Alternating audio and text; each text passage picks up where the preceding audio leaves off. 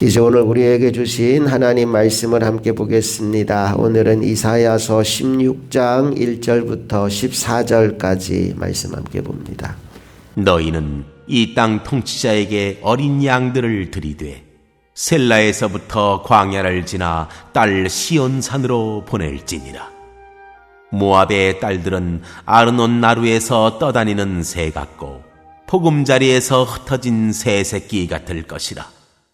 너는 방도를 베풀며 공의로 판결하며 대낮에 밤같이 그늘을 지으며 쫓겨난 자들을 숨기며 도망한 자들을 발각되게 하지 말며 나의 쫓겨난 자들이 너와 함께 있게 하되 너 모압은 멸절하는 자 앞에서 그들에게 피할 곳이 되라. 대저 토색하는 자가 망하였고 멸절하는 자가 그쳤고 압제하는 자가 이 땅에서 멸절하였으며 다윗의 장막에 인자함으로 왕위가 굳게 설 것이요 그 위에 앉을 자는 충실함으로 판결하며 정의를 구하며 공의를 신속히 행하리라. 우리가 모압의 교만을 들었나니 심히 교만하도다.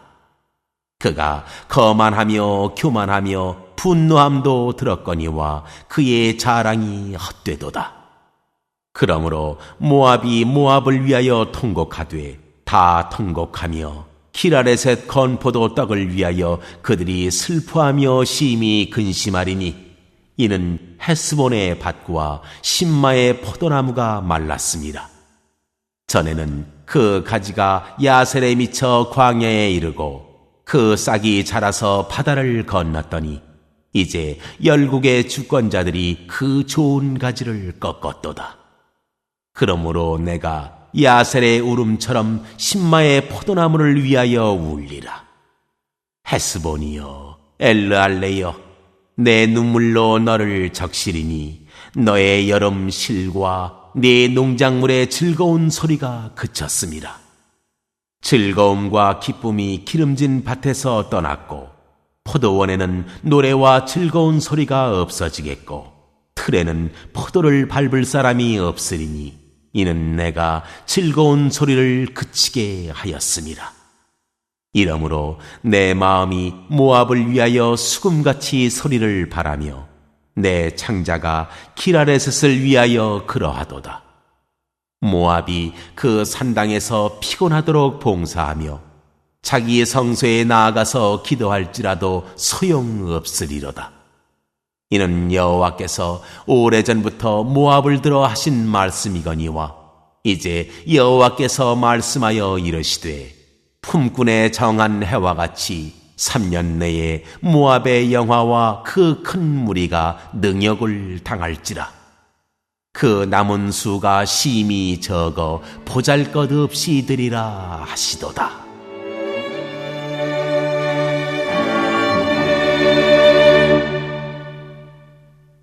이사야서 13장부터 23장까지는 유다와 또 주변의 여러 나라들에 대한 심판과 경고의 메시지를 담고 있습니다. 우리가 이미 읽은 13장과 14장에는 바벨론, 블레셋, 또 아수르에 대한 경고의 말씀이 나왔습니다. 그리고 어제 읽었던 15장과 오늘 읽는 16장에는 모압을 향한 경고의 메시지가 나오고 있습니다. 특별히 오늘 본문 이사야 16장 말씀에서는 이 모압이 하나님의 심판을 벗어날 수 있는 방안을 제시해 주고 있는데 그 첫 번째 방안이 뭐냐 하면 남유다 왕에게 조공을 바치라는 겁니다. 1절과 2절 말씀을 다시 한번 읽어봅니다. 시작. 너희는 이 땅 통치자에게 어린 양들을 들이되 셀라에서부터 광야를 지나 딸 시온산으로 보낼지니라. 모압의 딸들은 아르논 나루에서 떠다니는 새 같고 보금자리에서 흩어진 새 새끼 같을 것이라. 지금 모압 사람들의 형편을 어떻게 비유적으로 설명하느냐? 내려앉을 곳이 없어서 계속 날아다니는 새 같고 보금자리에서 완전히 떨어져 버린 새새끼와 같은 상황이다라고 말합니다. 그리고 이 위기를 벗어나기 위해서 그들이 해야 할 일이 뭐냐? 1절 말씀 보니까 이 땅 통치자, 다시 말해 유다 왕에게 조공으로 어린 양을 드리라고 합니다. 그것이 너희가 살 길이라는 거죠. 여러분, 그런데 지금 유다는 강한 나라가 아닙니다. 열국에 의해서 유다도 마치 바람 앞에 흔들리는 촛대 같은 상황입니다. 그 연약한 나라에 조공을 바치라는 거예요. 하나님이 왜 이렇게 말씀하실까요? 비록 유다가 눈으로 보기에 연약하지만 임마누엘 하나님이 그들과 함께하기 때문입니다. 그러니까 이 땅 통치자 유다 왕에게 어린 양을 바치라는 건 하나님께 나와서 너희도 하나님을 예배하는 백성이 되라고 말씀하는 거예요. 그것이 모압이 살 수 있는 첫 번째 방안입니다. 그런가 하면 모압이 살 수 있는 두 번째 방안은 무엇이냐? 지금 모압으로 피난 온 유다 사람들이 있어요. 그들을 받아주고 그들을 숨겨주고 그들을 보호해 주는 것이 너희들이 살 길이다라고 3절부터 5절까지 말씀해 줍니다. 우리 그 말씀도 다 같이 읽어볼게요. 3절부터 5절까지 시작. 너는 방도를 베풀며 공의로 판결하며 대낮에 밤같이 그늘을 지으며 쫓겨난 자들을 숨기며 도망한 자들을 발각되게 하지 말며 나의 쫓겨난 자들이 너와 함께 있게 하되 너 모압은 멸절하는 자 앞에서 그들에게 피할 곳이 되라. 대저 토색하는 자가 망하였고 멸절하는 자가 그쳤고 압제하는 자가 이 땅에서 멸절하였으며 다윗의 장막에 인자함으로 왕위가 굳게 설 것이요 그 위에 앉을 자는 충실함으로 판결하며 정의를 구하며 공의를 신속히 행하리라. 아멘. 지금 당시 상황을 우리가 좀 떠올려 보면 아수르의 공격으로 말미암아 유다 사람 중에 몇 명이 모압으로 지금 피난을 간 상황입니다. 하나님이 그래서 모압에게 그들 너희에게 피난 온 유다 사람들을 품어주고 보호해 주라고 말씀하고 있어요. 왜 그렇습니까? 지금은 유다가 아무 힘이 없는 것처럼 보이지만 다윗의 가문이 왕권을 회복할 것이고 그때 그들이 그 나라가 온전히 설 것이기 때문에 너희는 지금 그들에게 선행을 베풀어야 된다라고 말씀하고 있는 겁니다. 우상 숭배와 불순종으로 인해서 멸망당할 운명이었던 모압, 하나님은 그들에게 지금 살 길을 제시해 주셨는데 안타깝게도 그들은 그 권고를 거부합니다. 6절 말씀으로 가보겠습니다. 다 같이 시작. 우리가 모압의 교만을 들었나니 심히 교만하도다. 그가 거만하며 교만하며 분노함도 들었거니와 그의 자랑이 헛되도다. 교만하고 거만하고 분노하고 자기 자랑을 하고 있다라고 얘기합니다. 하나님 도대체 우리한테 왜 이래요? 이런 느낌이에요. 아니 우리보다 강한 나라에 조공을 바치고 그들의 도움을 받으라고 하면 이해하겠지만 내가 보기에도 너무나 연약하고 힘없는 그들에게 조공을 바치라니 또 그 백성을 숨겨주라니 숨겨주면 그 후폭풍을 어떻게 맞으라고 이런 이야기를 하느냐 이런 태도로 교만하게 거만하게 분노하는 그 모습으로 결국 하나님의 말씀을 거절하고 거부했습니다. 그 결과가 무엇일까요? 7절 8절 말씀을 함께 읽어봅니다. 시작. 그러므로 모압이 모압을 위하여 통곡하되 다 통곡하며 길하레셋 건포도 떡을 위하여 그들이 슬퍼하며 심히 근심하리니 이는 헤스본의 밭과 신마의 포도나무가 말랐습니다. 전에는 그 가지가 야셀에 미쳐 광야에 이르고 그 싹이 자라서 바다를 건넜더니 이제 열국의 주권자들이 그 좋은 가지를 꺾었도다. 모압이 모압을 위하여 통곡하리라 라는 말의 의미는 아무도 모압을 위해 울어줄 자가 없어서 홀로 울며 외로이 망하게 될 것이다 라는 이야기입니다. 그들이 화려하게 꽃피웠던 그 모든 것들이 이제 소멸될 것이다라는 말씀도 하고 있는데 9절부터 11절에 그 말씀이 더 자세히 나옵니다. 우리 9절부터 11절도 같이 읽어봅니다. 시작. 그러므로 내가 야셀의 울음처럼 신마의 포도나무를 위하여 울리라. 헤스본이여 엘르알레여 내 눈물로 너를 적시리니 너의 여름실과 내 농작물의 즐거운 소리가 그쳤습니다.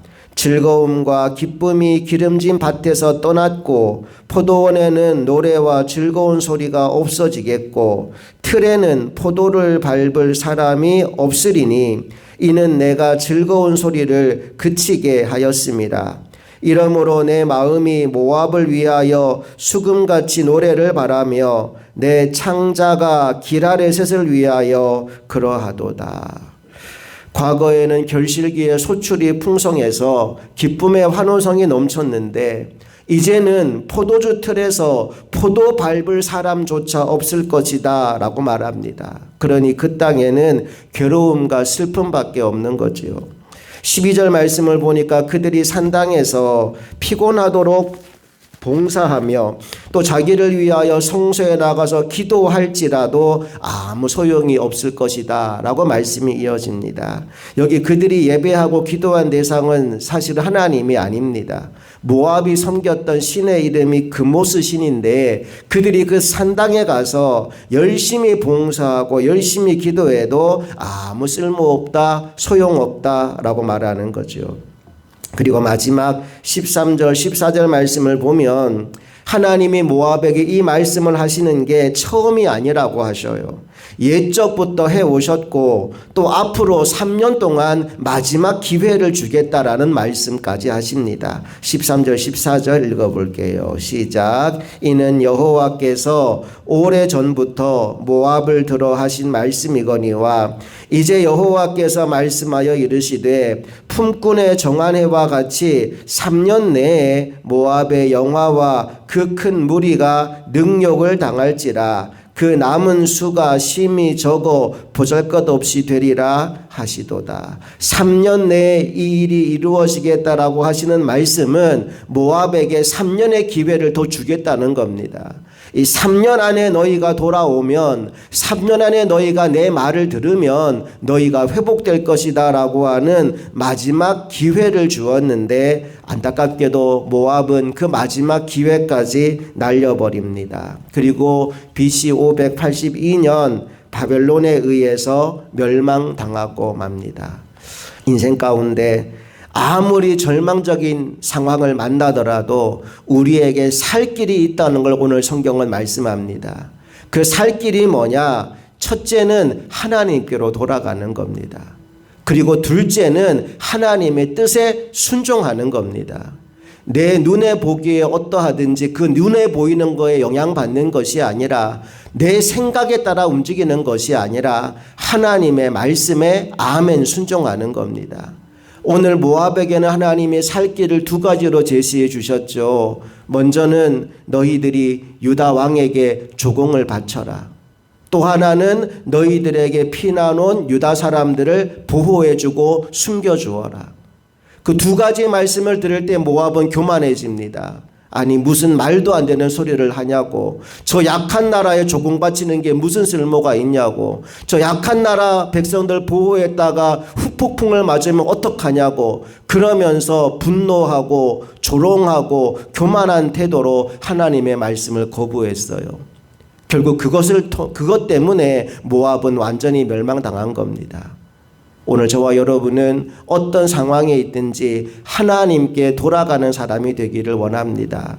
하나님이 내게 어떤 말씀을 하시든지 그 말씀에 아멘 순종하는 사람이 되기를 원합니다. 그래서 가장 절망적인 상황 가운데서도 회복의 은혜를 베풀어 주시는 하나님을 만나는 기쁨이 여러분의 인생 가운데 충만하게 되시기를 주님의 이름으로 축복합니다. 함께 기도하시겠습니다. 좋으신 아버지 하나님, 오늘 우리에게 절망적인 상황 가운데서도 회복할 수 있고 승리할 수 있는 비결을 깨닫게 하시니 감사합니다.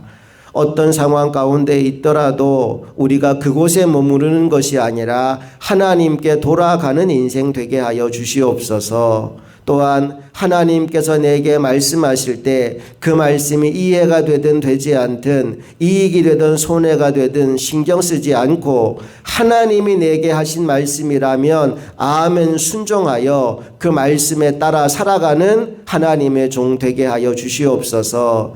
그리하여 하나님이 이끌어 가시는 그 구원과 생명의 자리, 회복과 은혜의 자리에 우리 모두가 함께 설 수 있도록 하나님 역사하여 주시옵소서. 하나님의 말씀이 들려지게 하여 주시고 하나님의 말씀이 믿어지게 하여 주시옵소서. 말씀을 통해 오늘도 놀라운 역사를 이루어 가시는 우리 주 예수 그리스도의 이름으로 기도합니다.